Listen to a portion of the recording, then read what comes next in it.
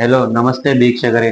ಇಂದು ನಾವು ಬಾಗಲಕೋಟೆ ಜಿಲ್ಲೆ ಬಾದಾಮಿ ತಾಲೂಕು ಚೊಲಜಗುಡ್ ಗ್ರಾಮದಲ್ಲಿ news 43 India Bharat times media Cholachagud ಗ್ರಾಮದಲ್ಲಿ ಭೇಟಿ ಮಾಡಲಾಗಿದ್ದೇವೆ. ಭೇಟಿ ಮಾಡಿದ ಸಂದರ್ಭ, ವಿಶೇಷತೆ ಮತ್ತು ಮೂಲ ಅಜೆಂಡಾ ಏನೆಂದರೆ ಜಡ್ಪಿ ಟಿಪಿ ಮತ್ತು ಗ್ರಾಮ ಪಂಚಾಯತ್ ಚುನಾವಣೆ ಸಂದರ್ಶನವನ್ನು ಸರ್ವೆವನ್ನು ಮಾಡಾಕತ್ತಿದ್ದೀವಿ. ಚೊಲಜಗುಡ್ ಗ್ರಾಮಕ್ಕೆ ನಮ್ಮ ಸದಸ್ಯರಾದಂತ ಪರಸಪ್ಪ ಅಡ್ಗೇರ್ ಅವರು ಚೋಳಜಗುಡ್ಡ ಗ್ರಾಮ ಪಂಚಾಯತಿ ಬರುವ ಕ್ಯಾಡ್ ಸದಸ್ಯರಾಗಂತ ಪರಸಪ್ಪ ಅಡ್ಗಾರ್ ಅವರೇ ನಮ್ ಜೊತೆ ಅದಾರೆ. ಬನ್ನಿ ವೀಕ್ಷಕರೇ ಮಾತನಾಡೋಣ. ನಮಸ್ಕಾರ ಸರ್. ನಮಸ್ಕಾರ. ಆರೋಗ್ಯ ಹೇಗಿದೆ ಸರ್? ಚೆನ್ನಾಗಿದೆ ಸರ್. ನಿಮ್ಮ ಕಿರು ಪರಿಚಯ ಸರ್? ನನ್ನ ಹೆಸರು ಪರಸಪ್ಪ ರಂಗಪ್ಪ ಅಟ್ಗಾರ್ ಅಂತ. ಹಾ. ನಾವು ಕ್ಯಾಡ ಗ್ರಾಮದ ಕಾಯಂ ನಿವಾಸಿಗಳು. ಹಾ. ಈಗ 4 ವರ್ಷದಿಂದ ಚೋಳಜಗುಡ್ ಗ್ರಾಮ ಪಂಚಾಯತಿ ಸದಸ್ಯರಾಗಿ ಕಾರ್ಯನಿರ್ವಹಿಸ್ತಿದ್ವಿ. ತಾವು ರಾಜಕಾರಣಕ್ಕೆ ತಾವು ಬಂದಿರಿ ಅಥವಾ ಮನೆತನಲಿಂತ್ರ ಇತ್ತು? ಇಲ್ಲ, ನಾವೇ ಬಂದ್ವಿ. ನೀವೇ ಬಂದಿದ್ರಿ.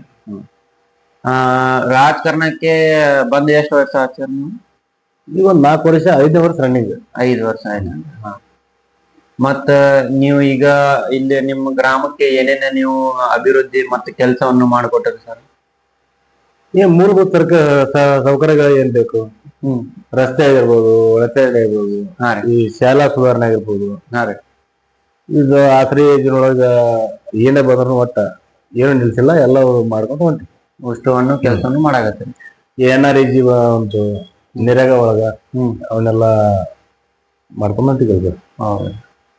ಮತ್ತ ಈಗ ಗ್ಯಾರಂಟಿ ಸರ್, ಗ್ಯಾರಂಟಿದು ಇಲ್ಲಿ ನಿಮ್ಮ ಊರ್ ಜನರಿಗೆ ಏನೇನ್ ಅನುಕೂಲ ಆಗತ್ತೆ ಸರ್? ಇದು ಬಸ್ಸಿಂದ ಆಗಿರ್ಲಿ ಅಥವಾ ಗೃಹ ಜ್ಯೋತಿದಾಗಿರ್ಲಿ ಮತ್ತು ಕರೆಂಟ್ ಆಗಿರ್ಲಿ, ಅನ್ನ ಭಾಗ್ಯದಾಗಿರ್ಲಿ, ಅದು ಅನುಕೂಲ ಆಗೈತೆ ಸರ್, ಅನನುಕೂಲ ಆಗೈತೆ ಸರ್ ನಿಮ್ ಪ್ರಕಾರ? ಅನ್ನ ಭಾಗ್ಯ ಆಯ್ತು, ಕರೆಂಟ್ ಯೋಜನೆ ಆಯ್ತು, ನಮ್ಗೇನ ಇದಾಗಿ ತೊಂದರೆ ಆಗಿಲ್ಲ, ಸರಿ ಅದ. ಎಲ್ಲ ಹಳ್ಳಿ ಒಳಗ 100-100ಕ್ಕೂ ವಿಚಾರ ಮಾಡೋ ಮಂದಿಗೆ ಮತ್ತ ಅದ ಉಳಿದಿದ್ದ ಅದ್ರ ಮತ್ತ ಅನುಕೂಲ ಆಗೈತಿ. ಅನಾನುಕೂಲ ಏನಿಲ್ಲ. ಅದರಿಂದ ಬಸ್ಸಿನ ವ್ಯವಸ್ಥೆ ನಮ್ಗೇನ ಅಷ್ಟು ಇದಿಲ್ಲ.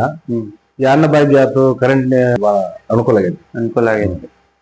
ಇದು ಬಸ್ಸಿಂದ ಒಂದು ಸಮಸ್ಯೆ ಆಗಿದೆ. ಸಮಸ್ಯೆ ಅದು ಫುಲ್ ಎನಿ ಟೈಮ್ ಮೊದಲ ಗಾಡ್ಲಿ ಹಾಕೊಂಡ್ ಯಾರು ಹೋಗೋದೇ ಇಲ್ಲ ಊರೊಳಗ. ಹೌದ್ರಿ. ಬೇರೆ ಮೊದಲ ಹೆಂಗ್ ಹೋಗ್ತೈತಿ, ಬರೀ ರೀತಿ ಹೆಂಗ್ ಹೋಗ್ಬೇಕು ಹಂಗ ಹೋಗ್ತಾರ. ಎಲ್ಲಿ ಬಸ್ನಾಗ ನೋಡಿದ್ರೆ ಅದ್ರ ಬಗ್ಗೆ ಏನಿಲ್ಲ. ಮತ್ತೆ ಕರೆಂಟ್ ಇಂದ್ರಿ?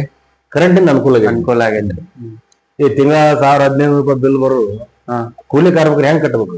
ಅದ ಅನುಕೂಲ ಆಗೈತೆ. ಅನುಕೂಲ ಆಗೈತ್ರಿ. ಅದ ಅನುಕೂಲ ಆಗೈತಿ. ಫ್ರೀ ಕರೆಂಟ್ ಬರ್ತಲ್ಲ, ಹಿಂಗಾಗಿ ಒಂದ್ ಸ್ವಲ್ಪ ಜನಕ್ಕ ಅದ 1000-1500 ರೂಪಾಯಿ ಏನೋ ಉಳಿಯಾಕತೈತಿ. ನೀವು ಚೊಳಜಗುಡ್ ಗ್ರಾಮ ಆಗಿರ್ಲಿ ಮತ್ತ ನಮ್ ಕ್ಯಾಡ್ ಗ್ರಾಮಕ್ಕ ಏನೇನು ನೀವು ಮಾಡಿದ್ರಿ ಸರ್? ಏನೇನ್ ಕೆಲಸ ಮಾಡ್ಕೊಟ್ರಿ ನೀವು ಇದಕ್ಕ? ಈ ಆಸರೆ ಯೋಜನೆಯೊಳಗ ಇವು ಅಭ್ಯರ್ಥಿಗಳಿಗೇನೆ ಹಾಕಿವಿ, ಯಾರಿಗೂ ಇದನ್ನ ಮಾಡಿಲ್ಲ. ಯಾವ್ದೋ ಆಮಿಷಿಗೆ ಒಳಗಾಗಿ ಯಾವ್ದು ಅನಾನುಕೂಲ ಕೆಲಸ ಯಾವ್ದು ಮಾಡಿಲ್ಲ. ಜನಕ್ಕೆ ಏನ್ ಬೇಕು, ಏನ್ ಬೇಡ ತಿಳ್ಕೊಂಡ್ 4 ಮಂದಿ ಕೇಳ್ಕೊಂಡ ಕೆಲಸ ಮಾಡಿ ಅವ್ರಿಗೇನ್ ಬೇಕು ಆ ತಾತ್ಕಾಲಿಕ ಈಗೇನ್ ನಡೋದು ಏನ್ ಬೇಕು ಅದಷ್ಟ ಮಾಡಿ ಕೆಲಸ. ಮತ್ತ ಈಗ ಮುಂದೆ ಬರ್ತಿರುವ ಚುನಾವಣೆಗೆ ನೀವು ಎದರಲ್ಲಿ ಕಾಣ್ಬೋದ್ರಿ? ಅಥವಾ ಜೆಡ್ಪಿ ಅಥವಾ ಟಿಪಿ? ಜೆಡ್ಪಿ ಟಿಪಿ ಆಕಾಂಕ್ಷಿಗಳೇನ ಆಗಲ್ಲ. ನಮ್ಮ ಬಿಜೆಪಿ ಹೈಕಮಾಂಡ್ ಅದಾರ. ನಮ್ಮ ಪಕ್ಷದಾಗ ರಗಡ್ ಮಂದಿ ಅದಾರ ಆಕಾಂಕ್ಷಿಗಳು.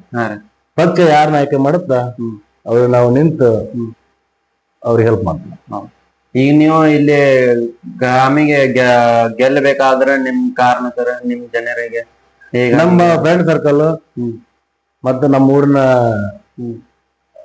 ಹಿರಿಯರು ಎಲ್ಲಾ ಸಹಕಾರದಿಂದ ಗೆದ್ದಿಲ್ಲ. ಸಪೋರ್ಟ್ ಮಾಡಿ ಗೆದ್ದಿ. ನೀವ ಅಥವಾ ಆಕಾಂಕ್ಷ ಆಗಿರ ಮತ್ತೆ ಅವ್ರು ಕೊಟ್ಟಿದ್ ಸರ್ ನಿಮ್ಗೆ?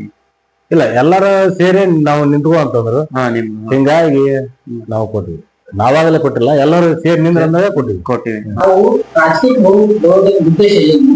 ತಾವು ಬಂದ ಮೇಲೆ ಯಾವುದೇ ಬದಲಾವಣೆ ಆಯ್ತು, ತಮ್ಮ ರಾಜಕೀಯ ಗುರು ಯಾರು, ತಾವು ಮಾಡುವಂತ ಕೆಲಸಗಳು ಯಾರು? ನನ್ನ ಹೆಸರು ಪರಸಪ್ಪ ರಂಗಪ್ಪ ಅಟ್ಗಾರ್, ಗ್ರಾಮ ಪಂಚಾಯತಿ ಸದಸ್ಯರು, ಚೋಳಜಗುಡ್ಡ. ನಾವು ಶಿಕ್ಷಣ ITI ಬನಶಂಕರಿ ITI ತರಬೇತಿ ಕೇಂದ್ರ. ನಾವು ಸಮಾಜದ ಯಾವುದೇ ಕೆಲಸ ಬಂದ್ರು ಮಾಡ್ತಾ ಊರಲ್ಲಿರ್ತೀವಿ. ಹೀಗಾಗಿ ನಮ್ಮ ಯುವಕರು, ಊರಿನ ಯುವಕ ಮತ್ತರು ಮತ್ತು ಹಾಗೂ ನಮ್ಮ ಸಹಪಾಠಿಗಳು ಮತ್ತ ಎಲ್ಲ ಊರಿನ ಹಿರಿಯರ ಸಮ್ಮುಖದಲ್ಲಿ ಎಲ್ಲರೂ ಗ್ರಾಮ ಪಂಚಾಯತಿ ಎಲೆಕ್ಷನ್ಕ್ಕ ನಿಂದ್ರಂದ ಕಾರಣಕ್ಕ ನಿಂತು ಊರಿನ ಯಾವುದೇ ಕಾರ್ಯಕ್ಕೂ ಎಲ್ಲಾ ಕೆಲಸಗಳನ್ನು ನಿಂತು ನಿರ್ವಹಿಸಿ ಅವನ್ನ ಸರಿ ಮಾಡಿ ಹೊಂಟಿವಿ ಅಷ್ಟ. ತಾವು ಏನ್ ಉದ್ದೇಶ ಸರ್? ನಾನು ರಾಜ್ಯದಲ್ಲಿ ಈ ಕೆಲಸ ಮಾಡಬೇಕು, ಇದನ್ನ ನಮ್ಮ ಗ್ರಾಮ ಅಭಿವೃದ್ಧಿ ಮಾಡಬೇಕು, ನಮ್ಮ ಅಜೆಂಡಾ ಇರ್ಬೋದು, ನಮ್ಮ ಉದ್ದೇಶ ಇರ್ಬೋದು. ಅದು ಯಾವ ಉದ್ದೇಶ? ನೆರೆಗ ಹೊಳಿ ಬಂದು ನಮ್ಮ ಊರಿಗೆ ಊರು ಶಿಫ್ಟ್ ಆಗಿತ್ತು ನಮ್ದು.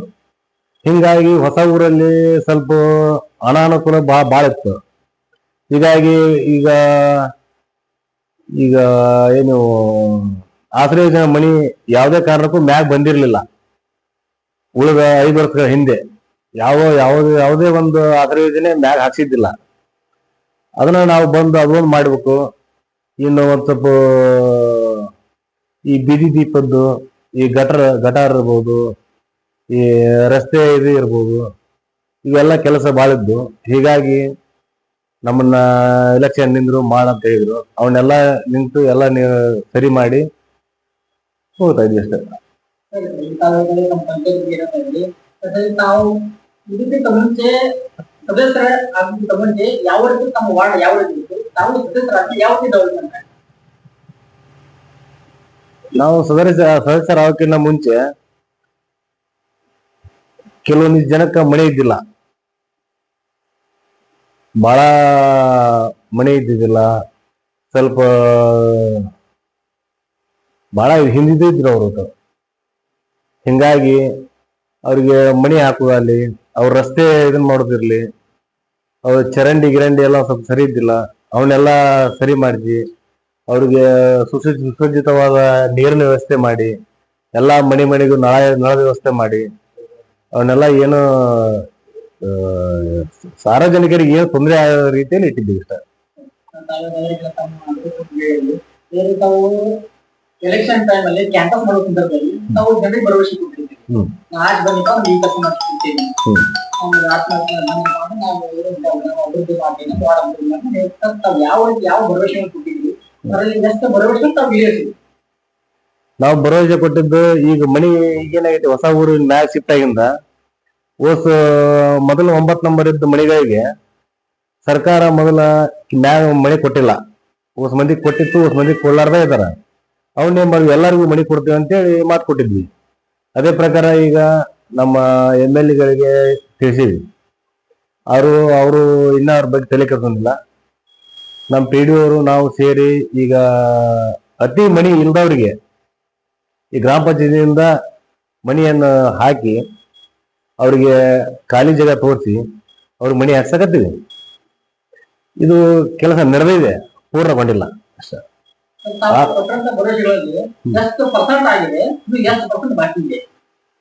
ಯಾಲೆ ಒಂದು 60% ಆಗೈತಿ, 40% ಬಾಕಿ ಐತಿ. ಆದ್ರೆ ಅದನ್ನ ಮುಗಿಸಬೇಕಂತ ಮಾಡಿದ್ವಿ.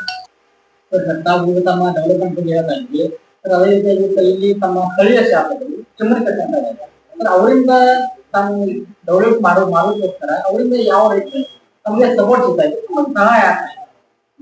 ಅವರಿಂದ ಸಹಾಯ ಅಂತ ನಮ್ಗೆ ಏನು ಮಾಡಿಲ್ಲ, ಕೇಳಿವಿ ನಾವು. ಆದ್ರೆ ನಮ್ಮೂರಿಗೆ ಯಾವುದೇ ರೀತಿಯಾದ ಅವರು ಕೆಲಸ ಕಾರ್ಯಗಳನ್ನ ಹಾಕಿಲ್ಲ. ಹೋದ MLAಗಳಾದ ನಮ್ಮ ಶಾಸಕರಾದ ಸಿದ್ದರಾಮಯ್ಯ ಸಾಹೇಬರು ತಾವು ಶಾಸಕರಿದ್ದಾಗ ಹಾಕಿದ ಒಂದು ಮೇನ್ ರೋಡ್ CC ಅದ ಕಾರಣ ಇನ್ನ ಪೂರ್ಣಗೊಂಡಿಲ್ಲ, ಅದು ಅರ್ಧದೊಳಗೈತಿ. ಅದನ್ನ ಈಗೇನೋ ಮಾಡ್ತಿದಾರ. ಅವರಿಂದ ನಮ್ಮ ಕಡೆ ಏನಿಲ್ಲ. ನಮ್ಮ ಹೋದ ಶಾಸಕರು ಏನ್ ಮಾಡ್ರ ಅದೇ ಕೆಲಸ. ಇವು ನಮ್ಮ ಶಾಸಕರಿಂದ ಬೇರೆ ಏನೂ ಇಲ್ಲ. ಚಿಮ್ಮನಕಟ್ಟೆಯವರಿಂದ ನಮ್ಗ ಯಾವುದೇ ರೀತಿಯಾದ ಕೆಲಸ ಬಂದಿಲ್ಲ. ತಮ್ಮ MP CC ಅವರಿಂದ ತಮ್ಮ ಊರಿಗೆ ಡೆವಲಪ್ಮೆಂಟ್, ತಮ್ಮ ಪಂಚಾಯತ್ ಡೆವಲಪ್ಮೆಂಟ್ಗೆ ನಾವು ಕೇಳಿದಾಗ ಅವರು ಪಂಚಾಯತ್ ಮಾಡ್ಯಾರ ಕೆಲಸ ಇಲ್ಲ ಅಂತಲ್ಲ. ಅವರು ಹೋದ್ಸಲ ನಮ್ಗೆ ಸಮುದಾಯ ಭವನ ಬೇಕಂತ ಹೇಳಿದ್ವಿ, ಅವ್ರು ಮಾಡಿದ್ದಾರೆ. ಒಂದ್ 2 ಸಲ ನಮ್ಗೆ 2 ಸಮುದಾಯ ಭವನ ಮಾಡಿಕೊಟ್ರ. ಮತ್ ಈಗ ಬೇರೆ ಕೆಲಸ ಹೇಳಿವಿ, ಅದನ್ನು ಮಾಡಿಕೊಡ್ತೀನಿ ಅಂತಂದಾರ. ಈಗ ತಮ್ಮ MP ತಮ್ಮ ಶಾಸಕರು ತಮ್ಮ ಗ್ರಾಮ ಪಂಚಾಯತಿ ತಮ್ಮ ಅಧ್ಯಕ್ಷರು ಅವರು ಇರುವಂತವರು ಕಾಂಗ್ರೆಸ್ ಬೆಂಬಲಿತ ಆಗಿರುವಂತ ಸದಸ್ಯರು, ತಾವು BJP ಬೆಂಬಲಿತ ಸದಸ್ಯರು. ಈಗ ಡೆವಲಪ್ಮೆಂಟ್ ಕಾರ್ಯದಲ್ಲಿ ಅವರಿಂದ ಏನಾದ್ರು ಇಲ್ಲ. ಪಂಚಾಯತಿ ಕೆಲಸ ಮಾಡುವಾಗ ಯಾವುದೇ ಪಕ್ಷ ಪಾತಗಳು ನಮ್ಗೆ ಅಡ್ಡಿ ಬಂದಿಲ್ಲ. ಯಾವುದೇ ಕೆಲಸ ಆದ್ರೂ ನಮ್ಗೆ ಪೆಂಡಿಂಗ್ ಇಲ್ಲ. ಈಗ ಯಾವುದೇ ಕೆಲಸ ಮಾಡ್ಬೇಕಾದ್ರೆ ಒಟ್ಟ ರಾಜಕೀಯ ಒಳಗಲ್ಲಿ ಆ ಪಕ್ಷ ಈ ಪಕ್ಷ ಅಂತ ಏನಿಲ್ಲ. ನಾವೇನ್ ಡೆವಲಪ್ಮೆಂಟ್ ಮಾಡ್ಬೇಕು ಎಲ್ಲ ಸೇರೆ ಮಾಡ್ತೀವಿ. ಅದ್ರ ಬಗ್ಗೆ ಏನಿಲ್ಲ.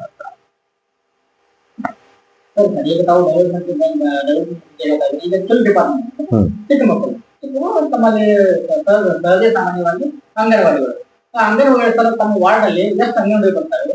ಆ ಅಂಗನವಾಡಿಯಲ್ಲಿ ಆಹಾರ ಪದ್ಧತಿ ಯಾವ ತರ ಇದೆ, ಅವರಲ್ಲಿ ಕಲಿಕೆ ಮೂಲ ಯಾವ ಇದೆ, ಅದನ್ನ ಸ್ವಲ್ಪ ತಾವು ಯಾವ ಎಷ್ಟು ಗುಂಪುಗಳಿಗೆ ಭೇಟಿ ಕೊಡ್ತಾ ಇದ್ದೀರಿ, ಅಲ್ಲಿ ಕೊಡುವಂತ ಆಹಾರ ಪದಾರ್ಥ ಯಾವ್ದು ಕೊಡ್ತಾರೆ, ಅಲ್ಲಿ ಕೊಡುವಂತದವ್ರು ನೀವು ಅದನ್ನ ತಿಳ್ತೀರಾ, ಹೇಳ್ತೀರಾ, ಸರಿಯಾಗಿ ಮಾಡಿ ಅಂತ ಹೇಳ್ತಾರೆ. ಯಾವ್ದು ತಾವು ಅಂಗನವಾಡಿ ನೋಡ್ಕೊತಾ ಇದ್ದೀರಿ ಸರ್? ನಾವು ನಮ್ಮ ವಾರ್ಡ್ ಅಲ್ಲಿ 2 ಅಂಗನವಾಡಿ ಬರ್ತಾವ. ನಾವು 2 ಅಲ್ದ ನಾವು ಊರಾಗ 3 ಅದಾವು. 3 ಅಂಗನವಾಡಿಗೂ ಭೇಟಿ ಕೊಡ್ತೀವಿ ನಾವು.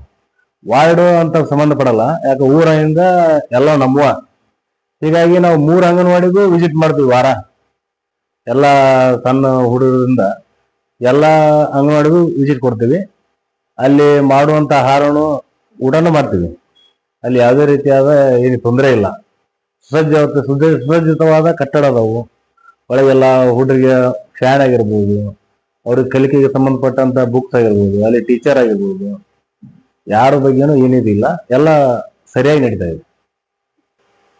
ಅಂಗನವಾಡಿ ಬಗ್ಗೆ ಹೇಳಿದ್ವಿ. ಅದೇ ಸಂಬಂಧಿ ತಮ್ಮ ಗ್ರಾಮದಲ್ಲಿ ಸ್ಕೂಲ್ ಕಾಲೇಜು ಸ್ಕೂಲ್ ಇದೆಯಾ? ಸ್ಕೂಲ್ ಮಧ್ಯಾಹ್ನ ಬಿಸಿ ಊಟ ಅಂತ ಕೊಡ್ತಾರೆ. ಆ ಬಿಸಿ ಊಟ ಅವ್ರಿಗೆ ಅಡಿಗೆ ಮಾಡುವಂತ ಸಹಾಯಕರು ಅಥವಾ ಮುಖ್ಯ ಅಡಿಗೆ ಅಲ್ಲಿಂತ ಸ್ಕೂಲ್ ಟೀಚರ್ಸ್ ಅವರು ಯಾವ ರೀತಿ ಮಕ್ಕಳಿಗೆ ಕಲಿಸ್ತಾರೆ, ಯಾವ ರೀತಿ ಅವರಿಗೆ ಬಿಸಿ ಊಟ ಕೊಟ್ಟಾಗಿರ್ತಾರೆ. ನಮ್ಮ ಊರಲ್ಲಿ ಕಾಲೇಜ್ ಇಲ್ಲ, ಮಾದರಿ ಶಾಲೆ ಇದೆ. 1ನೇ ಕ್ಲಾಸ್ ಅಂತ 8th ಮಠ ಇದೆ. ಮಧ್ಯಾಹ್ನ ಊಟದ ವ್ಯವಸ್ಥೆ ಒಳಗೆ ಏನೂ ತೊಂದರೆ ಇಲ್ಲ. ಎಲ್ಲ ಸರಿಯಾಗಿ ಊಟದ ವ್ಯವಸ್ಥೆ ಮಾಡ್ತಾರ. ಬಹಳ ರುಚಿಕಟ್ಟಾಗಿ ಮಾಡಿರ್ತಾರ. ನಾವು ಹೋಗಿ ಊಟ ಮಾಡ್ತೇವೆ. ಹಂಗೇನಿಲ್ಲ, ಯಾವಾಗಾರ ಊರಾಗ 7 ದಿನಕ್ಕೊಮ್ಮೆ 8 ದಿನಕ್ಕೊಮ್ಮೆ ಬರ್ತೀವಿ. ಹೋಗಿ ಊಟ ಮಾಡ್ತೀವಿ, ಎಲ್ಲ ಮಾಡ್ತೀವಿ. ಮತ್ತು ಶಿಕ್ಷಣದ ವ್ಯವಸ್ಥೆನೂ ಸರಿ ಐತಿ. ಎಲ್ಲ ಟೀಚರ್ಸ್ ಎಲ್ಲ ಭಾಳ ಹೊಂದಾಣಿಕೆಯಿಂದ ಅದಾರ. ಅವ್ರಿಗೆ ಎಲ್ಲ ಹೇಳ್ಕೊಂಡು ಮುಖ್ಯ ಗುರು ಇರ್ಬೋದು, ಅವ್ರ ಸಹ ಶಿಕ್ಷಕರಾಗಿರ್ಬೋದು, ಭಾರಿ ಹೊಂದಾಣಿಕೆ ಟೀಚರ್ಸ್ಗಳು ಅದಾರ. ಅಭ್ಯಾಸದಲ್ಲಿ ಅವ್ರಿಗೇನು ಕೊರತೆ ಇದು ಮಾಡಿಲ್ಲ ಊಟಕ್ಕೆ. ತಾವೀಗ ಹೇಳ್ತಾ ಇದ್ರಿ ತಮ್ಮ ಪಂಚಾಯತ್ ಕಚೇರಿ, ತಮ್ಮ ಸ್ಕೂಲ್ ಇರುವಂತ ಶಿಕ್ಷಣ ವ್ಯವಸ್ಥೆ ಬಗ್ಗೆ ಹೇಳಿದ್ರಿ, ಮಕ್ಕಳ ಬಗ್ಗೆ ಹೇಳಿದ್ರಿ. ಅದೇ ರೀತಿ ಎಷ್ಟು ಮಂದಿ 2019 ಯಾವಾಗ ಕರೋನಾ ಅಂತ ಇತ್ತು, ಆ ಕರೋನಾ ಸಂದರ್ಭದಲ್ಲಿ ಅವಾಗ ತಾವು ಯಾವ ರೀತಿ ಜನರಿಗೆ ತಿಳುವಳಿಕೆ ಹೇಳ್ತಾ ಇದ್ರಿ. ಈ ಜಾಗೃತಿಯಿಂದ ಮತ್ತೆ ಕರೋನಾ ಅಂತ ಮಹಾಮಾರಿ ಕಡೆ ಮತ್ತೆ ಹೆಚ್ಚಾಗ್ತಾ ಇದೆ. ಅದ್ರ ಬಗ್ಗೆ ತಾವು ಜನರಿಗೆ ಯಾವ ರೀತಿ ತಿಳುವಳಿಕೆ ಹೇಳ್ತಾ ಇದ್ದೀವಿ? ತಿಳುವಳಿಕೆ ಅಂತಂದ್ರ ಯಾರನ್ನು ಜೊತೆ ಸೇರಿ ಅಡ್ಡಾಡ್ಬಿಡ್ರಪ್ಪ. 2-3 ಮಂದಿ ಅಡ್ಡಾಡ ಅಷ್ಟೇ ಇರ್ಬೇಕು. ಜಾಸ್ತಿ ಜನ ಕೂಡ ಅಡ್ಡಾಡಬೇಡ್ರಿ. ಮತ್ತು ಅವ್ರಿಗೆ ಬೇಕಂತ ಸ್ಯಾನಿಟೈಸರ್ ಆಗಿರ್ಬೋದು, DDT ಪೌಡರ್ ಆಗಿರ್ಬೋದು, ನಮ್ಮ ಪಂಚಾಯತಿಯಿಂದ ಎಲ್ಲ ಊರಿಗೆ ಸಿಂಪಡಿಸಿ, ಮತ್ತು ಅವ್ರಿಗೆ ಮಾಸ್ಕ್ ಆಗಿರ್ಬೋದು, ಸ್ಯಾನಿಟೈಸರ್ ಯೂಸ್ ಮಾಡ್ರಿ. ಯಾವುದೇ ರೀತಿಯಾದ ಗುಂಪು ಸೇರ್ಬೇಡ್ರಿ. ಹೀಗಾಗಿ ಎಲ್ಲ ತಿಳುವಳಿಕೆ ಹೇಳಿ ಇದನ್ನ ಮಾಡಿ. ಸರಿ ಸರ್, ಇವಾಗ ತಾವು ತಮ್ಮ ಗ್ರಾಮದಲ್ಲಿ ಬರುವಂತ ತಮ್ಮ ಪಂಚಾಯತಿ ವ್ಯಾಪ್ತಿಯಲ್ಲಿ ಬರುವಂತ ಶಿಕ್ಷಣ ಬಗ್ಗೆ ಹೇಳಿದ್ರಿ. ಅದೇ ರೀತಿ ಎಲ್ಲ ಮಕ್ಕಳ ಬಿಸಿ ಊಟದ ಬಗ್ಗೆ ಹೇಳಿದ್ರಿ, ಡೆವಲಪ್ಮೆಂಟ್ ಬಗ್ಗೆ ಹೇಳಿದ್ರಿ. ಅದೇ ರೀತಿ ಈಗ ಮತ್ತೆ ಎಲೆಕ್ಷನ್ ಬರ್ತದೆ ತಮ್ಮ ಗ್ರಾಮ ಪಂಚಾಯತ್, ಮತ್ತೆ ಎಲೆಕ್ಷನ್ ಮುಂದೆ ಬರ್ತಾ ಇದೆ. ಆ ಎಲೆಕ್ಷನ್ ತಾವು ಮರಳಿ ತಾವು ನಿಲ್ಲುವಂತ ಪ್ರಯತ್ನ ಮಾಡ್ತಾ ಇದ್ದಾರೆ ಸರ್. ನಿಂತರು ಜನ ನಿಮ್ಗೆ ಆಯ್ಕೆ ಮಾಡಿಕೊಟ್ರಪ್ಪ ಅಂತ ತಾವು ಯಾವ ರೀತಿ ಮತ್ತೆ ಅಭಿವೃದ್ಧಿಯನ್ನು ಮಾಡ್ತಾರೆ? ಹೊಳ್ಳಿ ಇಲೆಕ್ಷನ್ ನಿಂದಿರ್ಬೇಕಂತ ಮಾಡಿದ್ವಿ. ಉಳಿದಂತ ಕೆಲಸ ಈಗ 60% ಅಂದಿವಲ್ಲ, ಇನ್ನ 40% ಬಾಕಿ ಐತಿ. ಈಗ ಒಮ್ಮೆಗೆ ಯಾವ ಕೆಲಸ ಅಲ್ಲ. ಆದ್ರ ಇವೆಲ್ಲ ಅಷ್ಟು ಕೆಲಸನು 100% ಮಾಡಿ ಎಲ್ಲ ಈಗ CC ರಸ್ತೆ ಆಗಿರ್ಬೋದು, ಸ್ವಲ್ಪ ಚರಂಡಿ ವ್ಯವಸ್ಥೆ ಇರ್ಬೋದು, ಸ್ವಲ್ಪ ಇನ್ನೂ ಅಲ್ಲಿ ಮೇನ್ ಸ್ವಲ್ಪ ಪೂಲ್ ಅವನ್ನ ಮಾಡ್ಬೇಕು. ಅವನ್ನೆಲ್ಲ 100% ಮಾಡಿ ಎಲ್ಲ ಜನಗಳ ನಮಗ ಯಾರು ನಮ್ಮನ್ನ ನೆಚ್ಚಿ ಆರಿಸ್ತಂದಾರ ಅವರಿಗೆ ಬೇಕಾದಂತ ಎಲ್ಲ ಸೌಕರ್ಯಗಳಿಗೂ ಅನು ಮಾಡಿಕೊಡ್ತೀವಿ ಅಂತ ಕೇಳ್ಕೊಂತೀವಿ. ಇದೊಂದ್ಸಲ ಜನ ಅವಕಾಶ ಮಾಡಿಕೊಟ್ರ ಅಂತಂದ್ರ ಎಲ್ಲ ಕೆಲಸನ ಸಂಪೂರ್ಣ ಮಾಡಿ ಅವ್ರು ನಮಗ ಮಾಡಿದಂತ ಒಂದು ಸಹಾಯಕ್ಕೆ ನಾವು ಋಣಿಯಾಗಿರ್ತೀವಿ. ಅವ್ರಿಗೆ ನಾವು ಕೊಟ್ಟಂತ ಭರವಸೆಯನ್ನ 100% ಈಡೇರಿಸುವಲ್ಲಿ ಎಲ್ಲಾ ಪ್ರಯತ್ನ ಮಾಡ್ತೀವಿ ಅಂತ ಹೇಳಿ ನನ್ನ 2 ಮಾತು. ಸರ್, ಈಗ ಕೊನೆಯ ಪ್ರಶ್ನೆ, ಸರ್, ನಮ್ಮ ನ್ಯೂಸ್ 43 ಇಂಡಿಯಾ ತಂಡ ಜನರಿಗೆ ಹೇಳ್ತೀವಿ. ಈಗ MLA ಮತ್ತು MP ಗಳನ್ನ ಇಂಟರ್ವ್ಯೂ ಮಾಡೋದು ನೋಡಿದ್ದೀವಿ.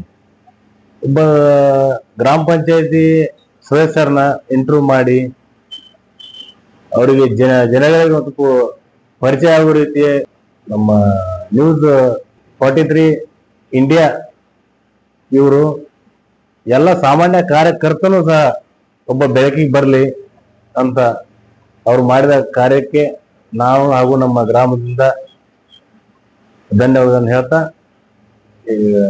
ಅವ್ರಿಗೆಲ್ಲ ಸಪೋರ್ಟ್ ಮಾಡಿ ಅಂದು ವಂದನೆ.